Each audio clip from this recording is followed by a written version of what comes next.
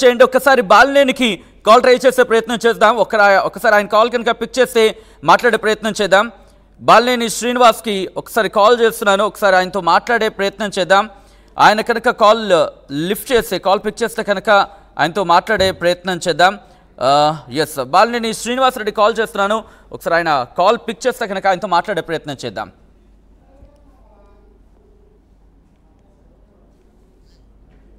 Hello hello Srinivas గారు నమస్తే అండి, నేను ఆర్టీవీ నుంచి మాట్లాడుతున్నాను. చెప్పండి. శ్రీనివాస్ గారు, మీరు పార్టీకి రిజైన్ చేశారు, కారణం ఏంటండి ఎగ్జాక్ట్గా? అంటే జగన్మోహన్ రెడ్డి గారి ఆయన తీసుకున్న నిర్ణయాలతో చాలా రోజుల నుంచి విభేదించాను. ఎలక్షన్ ముందులే కూడా ఎప్పటి నుంచో విభేదిస్తూ వస్తున్నాను. ఆ నిర్ణయాలు సరిగా లేవనేది మీ లేఖలో కూడా అదే అంశాన్ని ప్రస్తావించారు. ఆయన నిర్ణయాలని కొన్ని విషయాల్లో నేను అడ్డుకున్నా, ఎలాంటి మొహమాటం లేకుండా అని కూడా చెప్పుకొచ్చారు.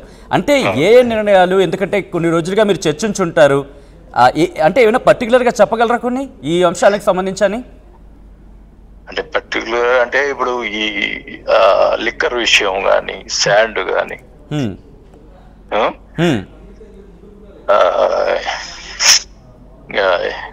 అన్ని చాలా వరకు ప్రతి విషయంలో నేను పోయి ఖండించేవాడిని. నేను ఇట్లా మాట్లాడేవాడిని. దానివల్ల నన్ను కొద్ది దూరంగా చూసేవాడు ఆయన, నేను ఉన్నట్టు మాట్లాడటం వల్ల. అంటే ఎటువంటి రెస్పాన్స్ వచ్చేదండి? నేను చేసేదంతా కరెక్ట్ అని మాట్లాడేవాడు. హలో, చెప్పండి శ్రీనివాస్ గారు. మీరు మీకేం తెలియదు, నేను చేసేదంతా కరెక్ట్ అని మాట్లాడేవాడు. ఓకే. అలాగే అంటే ఒంగోలు రాజకీయాల్లో చెవిరెడ్డి ఇన్వాల్వ్మెంటే మీ రాజీనామాకు కారణం అంటున్నారు, నిజమేనా? అసలు ఆ చెవిరెడ్డి ఎవరండి? మా దగ్గరికి వచ్చి పెత్తనం చేసేది, మేము పార్టీ వాళ్ళు, ఆయన వచ్చి రాజకీయం చేసేది. జిల్లాలో జిల్లా ప్రెసిడెంట్ గా పెడతా ఉన్నారు ఒక మూమెంట్ లో. చిత్తూరు జిల్లా నుంచి వచ్చి సరేండి, మళ్ళీ తర్వాత రైట్. అంటే లిక్కర్ కావచ్చు, వీటికి సంబంధించి అసలు ఏం డిస్కషన్ జరిగిందండి? అసలు అంటే ఏం జరిగింది? ఇప్పుడు మళ్ళీ మాట్లాడదాంలేండి. శ్రీనివాస్ రెడ్డి గారు, అంటే మీరు రాజీనామా చేసిన నేపథ్యంలోనే కులకృష్ణంగా అన్ని మాట్లాడతాం. ఓకే, ఏ పార్టీకి వెళ్ళబోతున్నారు? శ్రీనివాస్ పవన్ కళ్యాణ్ కలుస్తానండి. ఎప్పుడు కలవబోతున్నారు మీరు? రేపు పార్టీలో జాయిన్ కాబోతున్నారా? రేపు